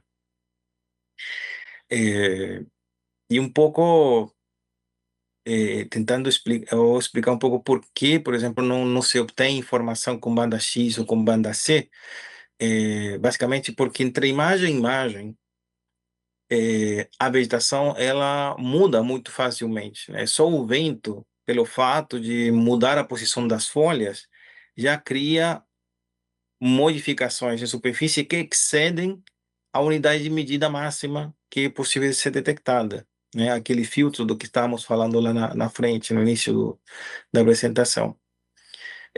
Por isso que, nesse caso, a única maneira que permitiria é utilizando um comprimento de onda mais longo, por exemplo, banda L ou banda P, para poder atravessar, fazer com que as folhas sejam, na verdade, não refletoras, não significantes para o sinal do radar, né? E então aí ele consegue passar e interagir com a parte interna, né, com a parte da floresta ou até o solo. Agora eu vou apresentar aqui justamente um caso com Pode estender. Raul, tenta ser sintético. Você está vendo minha tela, certo? Sim. Então, nesse caso, foi mencionado se a gente não tinha um exemplo onde tinha acontecido algo ruim, né? Digamos, havia de fato acontecido um colapso. Como se comporta o dado nesse caso? Aqui nós temos um exemplo em Minas Gerais, em setembro de 2014, tínhamos a mina Herculano, tinha uma barragem, e o tipo de barragem de rejeito, né? Não uma barragem de concreto. Material solo compactado, basicamente. O que acontece? Em setembro de 2014, no dia de setembro, ela colapsa toda uma parte da barragem. Nessa época, a gente vinha coletando imagem nesse setor, mas a gente não estava processando. Como é que ficou? Bom, essa visão superior da área da mina, da barragem, tudo isso aqui cedeu e caiu, né? Essa parte que está aqui é a parte mais baixa, que é a parte mais alta, toda essa parte quebrou, aqui estão as fotografias de como ficou isso aí. Nesse momento, essa mina tinha atividade, né? Então, nessa pilha mesmo, havia tratores, caminhões, havia pessoal, enfim. E teve péssimas consequências desse acidente. Então, nós tínhamos as imagens, pensamos, bom, vejamos como se comportaria a técnica, como se comportou a técnica antes do colapso. Se acaso foi capaz de indicar alguma coisa ou, na verdade, não indicou nada, né? Então, nós fizemos o seguinte, pegamos o acervo de imagens desde setembro de 2014, quando foi o momento do colapso, até setembro de 2013, né? Pegamos um ano antes do colapso. A última imagem antes do colapso é do dia 7 de setembro. O colapso foi dia 10. Então, o que nós observamos? Isso aqui é a parte alta da barragem, isso aqui é que o vale que está jusante, mais baixo.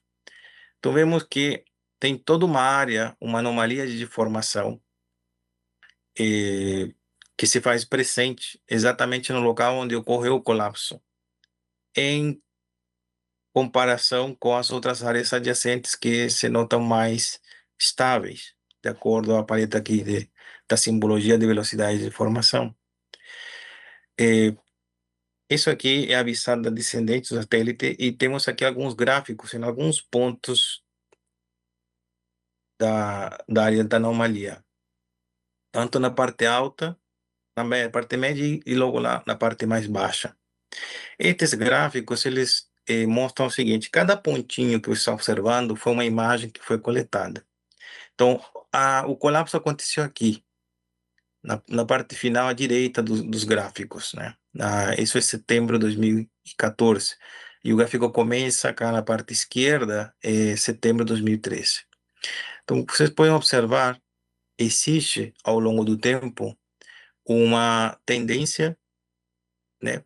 Uma deformação importante que foi se acentuando até os últimos meses antes do momento do colapso. E aqui tem um fato interessante.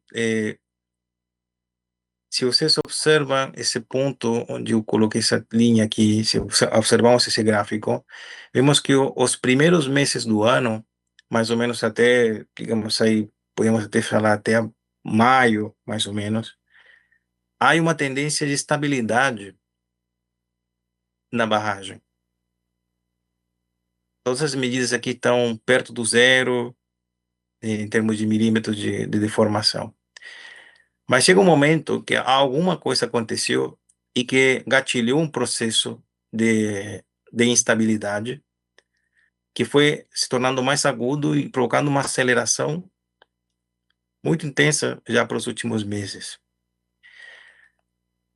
Se nós tivéssemos estado fazendo esse tipo de trabalho, gerando esses monitoramentos de forma regular e se tivesse estado em conhecimento do gestor dessa mina, provavelmente ele teria notado, teria recebido algum relatório por aqui, outro relatório aqui, ia notar todo estável, o mapa ia estar verde, provavelmente, digamos, aqui verde, e depois, a partir de um determinado momento, ele ia ver como houve um quebre de tendência e como essa tendência começou a se tornar muito mais acentuada ao longo do tempo. Daí que nós vemos que efetivamente se comprova que essa técnica ela é uma técnica de prevenção.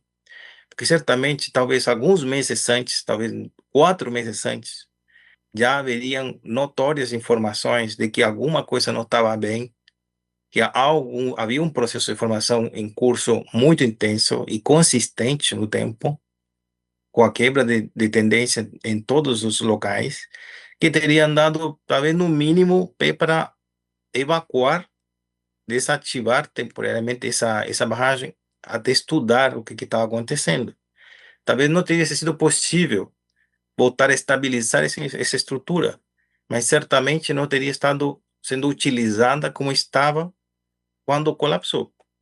Então, daí a importância da técnica. Então, se a gente faz um paralelo, qualquer estrutura que esteja sendo monitorada e começa a se manifestar nela um processo de formação, essa técnica vai ajudar a dar um aviso, né? Ela vai detectar essa deformação e, bom, quem tem a respectiva, digamos, gestão sobre essa área poderá ter a possibilidade de fazer algo antes de que isso chegue a um ponto crítico, como neste caso chegou.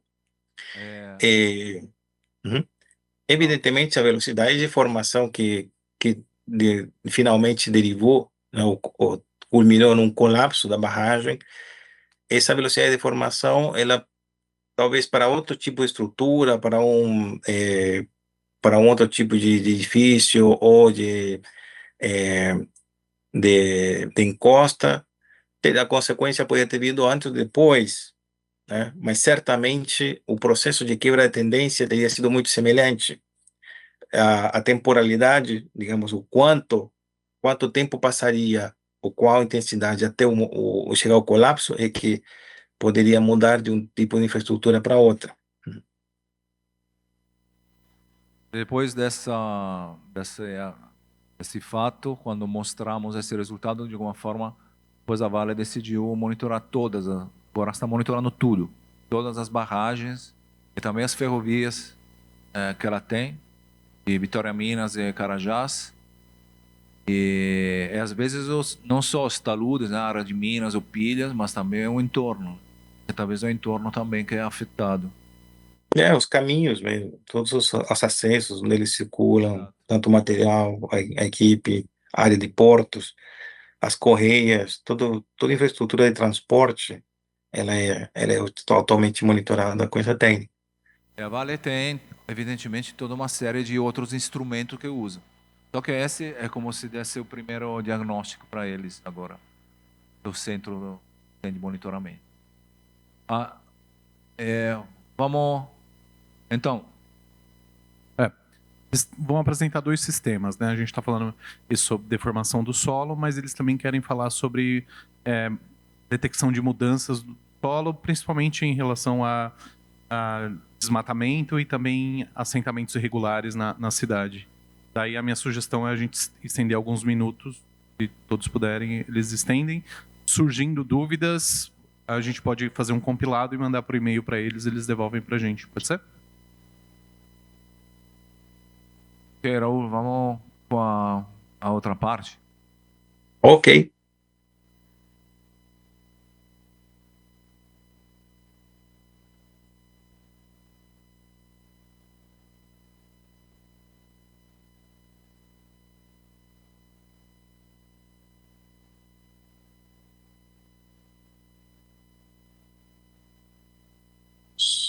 Aqui. Então, a outra parte é a nossa plataforma para detecção de mudanças. Essas são detecções de mudanças da cobertura do solo. Isso é feito a partir de imagens ópticas de alta resolução, onde temos basicamente a utilização de imagens coletadas em diferentes momentos, em a cada par de imagens, então é feita uma análise sobre o que aconteceu no terreno e nosso algoritmo ele é capaz de individualizar a detecção de novas construções, mudanças em termos de aparecimento, né, ocupação, também detecção de desmatamento, supressão da vegetação e as emissões de alerta para cada um desses casos. Então, tanto a mudança da detecção de desmatamento como o crescimento da vegetação, né, como a rebrota, né, a regeneração da vegetação, ou bem o desaparecimento de construções, também ele é detectado e gerado um alerta de mudança para o usuário. Basicamente, o princípio, provavelmente para vocês, isso aqui seja conhecido. Então, é adotado uma primeira imagem, um terceiro, depois uma segunda imagem, um T1, e se faz a comparação entre ambas. Isso, originalmente, isso aqui é uma técnica realizada visualmente, entretanto,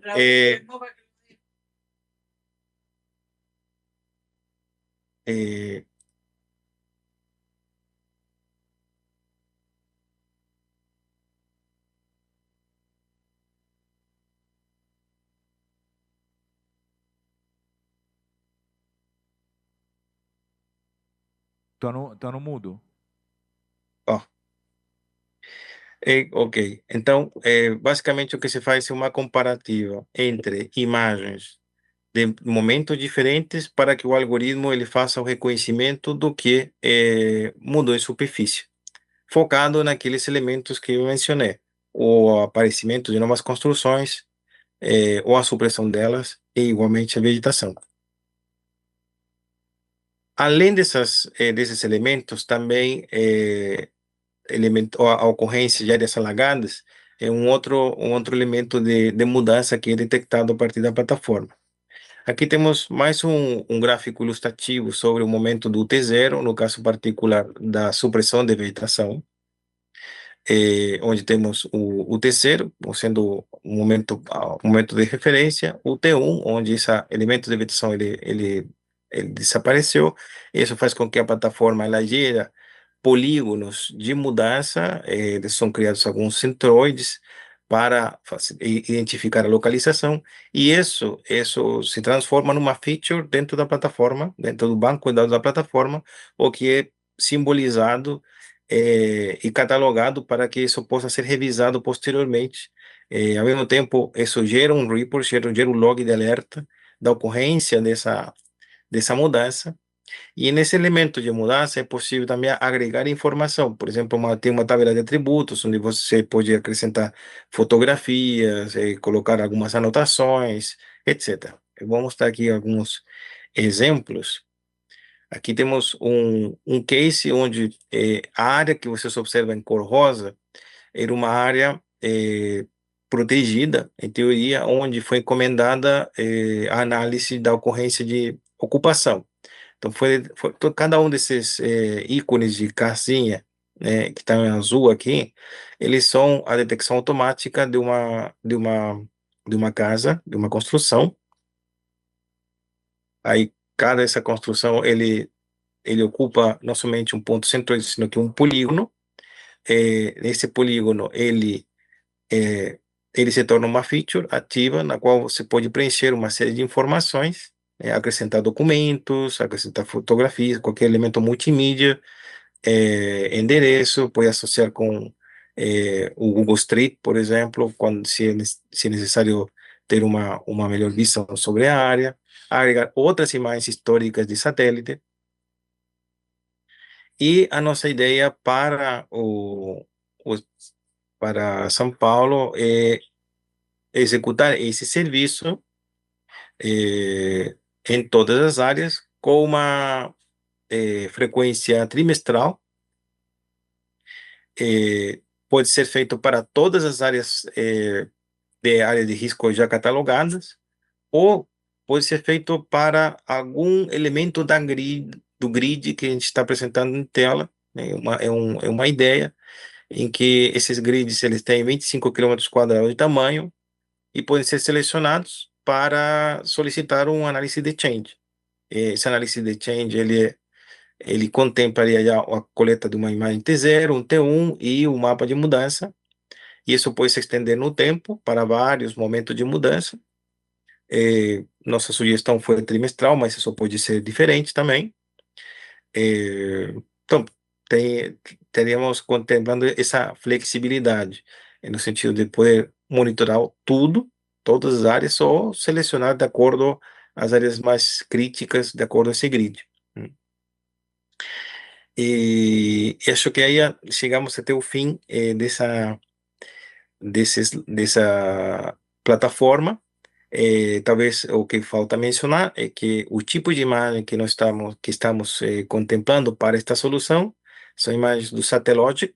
O Satellogic tem imagens de até 50 centímetros de resolução, tem 4 bandas multiespectrais, tem RGB mais infravermelho próximo, e ela seria o principal insumo para a geração destes mapas de mudança. Seria a imagem T1, a imagem T2, T3, T4, enfim. Vocês têm alguma dúvida adicional sobre esta plataforma? Talvez poderíamos estava pensando que agora não estamos dá para fazer, mas poderia ser também uma demonstração dentro da plataforma, como é que aparece de uma área específica. Raul, fazer talvez uma próxima. Sim, uma live. Mostrar. Claro. Bom, deixa eu comentar algumas coisas que eu acho que é importante. Na verdade, tinha várias perguntas, mas para não estender muito. Bom, só para vocês entenderem, eu vou contar um pouco da história lá na secretaria, para vocês entenderem onde a gente está, o que interessa e o que não interessa para a gente, tá? A gente inicialmente começou com as imagens, fazer esse monitoramento, mas com as imagens do Sentinel-2, e aí foi aonde a gente achou esses problemas, né? Dependendo do mês do ano, a gente não conseguia nenhuma imagem, então era basicamente só nos meses de período seco a gente estava conseguindo essas imagens, e aí a gente decidiu fazer um contrato, eu sou oficial do contrato, com a Santiago e Sintra. Eu acho que vocês devem conhecer, a SECOM. E aí a gente tem, desde então, a gente começou em 2021 para cá, mas a gente já tem um contrato novo com eles que é para pegar imagens mais históricas. São imagens da Planet, são de 3 metros de resolução espacial. A resolução temporal dele é diária, então a gente tem imagens diariamente e a gente recebe os alertas semanalmente. A gente tem acesso à plataforma, inclusive qualquer pessoa da prefeitura, com login da prefeitura, pode entrar na plataforma, pode mandar e-mail para mim, tá, para acessar. A gente tem esse nível de detecção hoje, atualmente são 5 níveis de detecção, né, que é desmatamento, corte raso, aquele que retira tudo mesmo, degradação, que é o início ali, né, do desmatamento, a abertura de caminhos, a gente já consegue detectar. Tem regeneração, aquela vegetação, então a gente pega a regeneração em 6 meses, né, que é a vegetação que consegue voltar, né, o que era antes. E detecção de novas edificações. Na detecção, é detecção e não é segmentação. Então, a gente não tem um segmento, o desenho da habitação, mas a gente tem o quadradinho lá detectando onde tem as novas edificações. Então, e queimada, né? A gente tem a detecção de queimada também. Então, a gente consegue identificar isso. A gente recebe esses alertas semanalmente, tá? Então, dentro da plataforma lá, a gente consegue ter todos esses acessos. E 2 vezes ao ano a gente recebe um mosaico da cidade toda, que é onde a gente, aí internamente, né? Aí eu faço lá internamente, que eu faço o mapeamento da cobertura vegetal. Então, a gente tem atualmente o mapeamento da cobertura vegetal de 2021 a 2026 já, né? E vários indicadores em cima disso, né, que a gente consegue fazer a análise. Então, o que eu achei interessante de vocês, que parece que a resolução é um pouco menor, né? Isso é bem interessante. Um outro ponto que eu achei interessante, aí não sei se muda alguma coisa, é que hoje a gente tem uma ideia, e até pelo que o Murilo, né? O Murilo me mostrou, seria interessante na questão do radar. Porque assim, a gente tem a ideia hoje de tentar analisar a biomassa da vegetação, porque hoje a gente recebe as multas ambientais são pagas geralmente por compensação de árvore, compra de árvore, e a gente estava querendo ver se a gente consegue áreas já com vegetação e medir a função ecológica dela, a função ecossistêmica. Então, não seria qualquer área, qualquer árvore que a gente aceitaria como compensação de multa, né?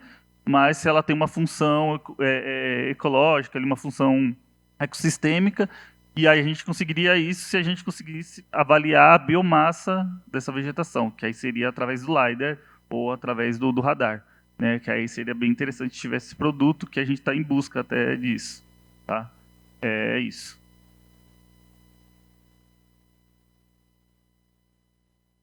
Ok. Sim, confirmando o entendimento, a diferença com a Planet, que a Satellogic ela tem imagens de meio metro de resolução, então é possível ter, digamos, uma definição bem melhor do que dos elementos de superfície que estão mudando. A quantia de bandas multiespectrais ela é semelhante. E em termos de revisita,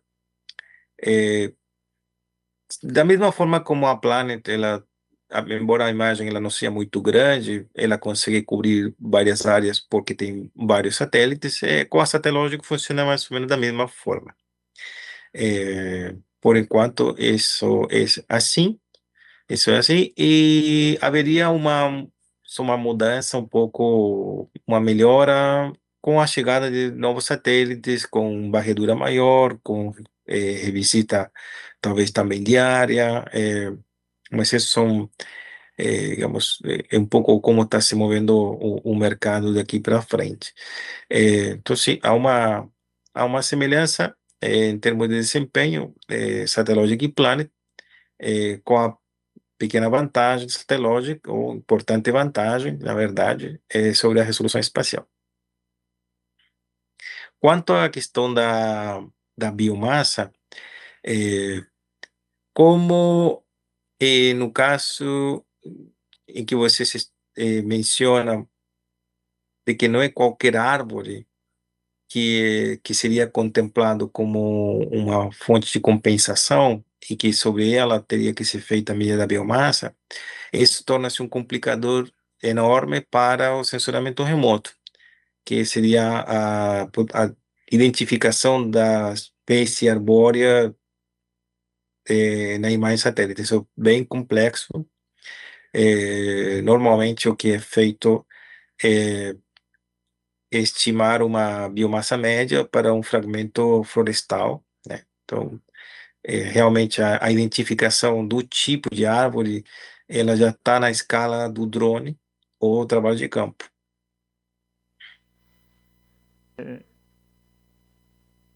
Então, que eu tinha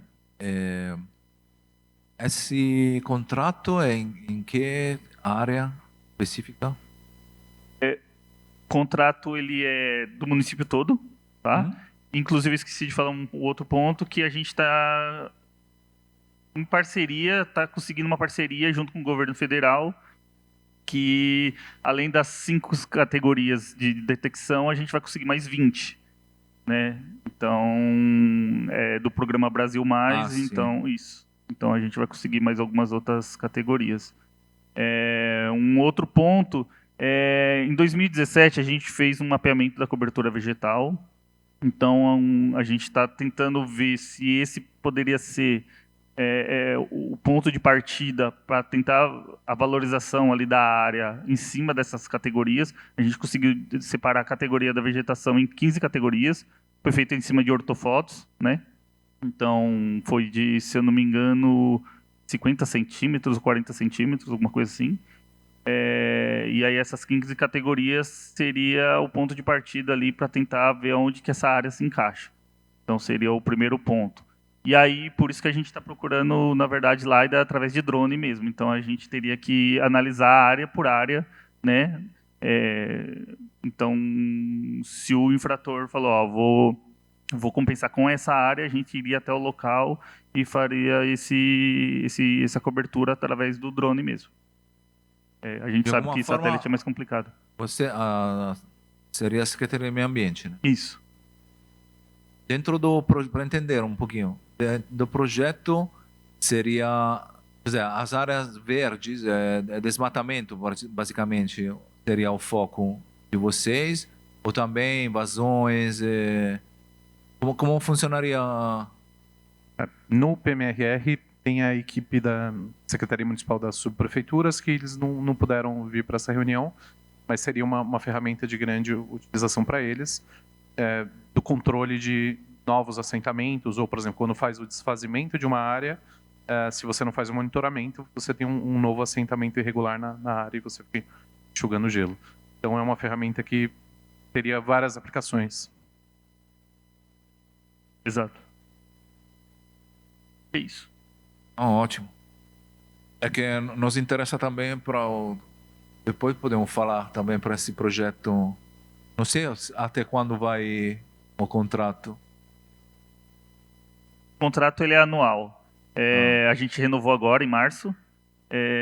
E tem um outro ponto que a Planet prometeu para a gente, que a partir, acho que do meio do ano que vem, a imagem vai sair de 3 metros de resolução para 1 metro. Né? Parece que já tem testes os satélites, está em lançamento, né? Se eu não me engano, hoje eles estão com 180 satélites, são nanosatélites, né, que passam. Sim. Por isso que eles conseguem essa revisita bem grande. E aí a ideia é que a partir do ano que vem, meio do ano que vem, passe para 1 metro. Tá certo. 1 metro acho que já vai atender bem. 3 já atende bem, só que a gente precisaria ser maior. Porque um ponto que é interessante é que, mesmo a imagem sendo de 3 metros de resolução, a gente está conseguindo detectar acima de 1.000 metros quadrados. Né? Porque abaixo disso fica muito falso positivo. É que o ali comentou, que acaba tendo muito falso positivo, então a gente tenta bater o martelo, principalmente as áreas acima de 1.000 metros quadrados. Perfeito. Bom, acho que como estamos disponíveis, então, primeiro vamos mandar o material, eventualmente, dessa segunda parte que ficou um pouquinho mais restrita aí, talvez podemos fazer um outro aprofundamento. Bom, perfeito. Agradeço ao Silva, Marco Montrazzi e todas as equipes aqui da prefeitura. Vocês podem submeter para... Eu estarei de férias a partir de segunda-feira, mas o Rodney Cruz vai estar me substituindo. Ele consolida as dúvidas que vocês tiram. Eventualmente a gente pode fazer uma segunda rodada, tipo, provocar um exemplo prático, por exemplo. Eles apresentaram um caso que a Defesa Civil poderia utilizar e também algumas soluções para o Verde e para as subprefeituras também. Obrigado. Muito obrigado pela oportunidade, pessoal. Prazer.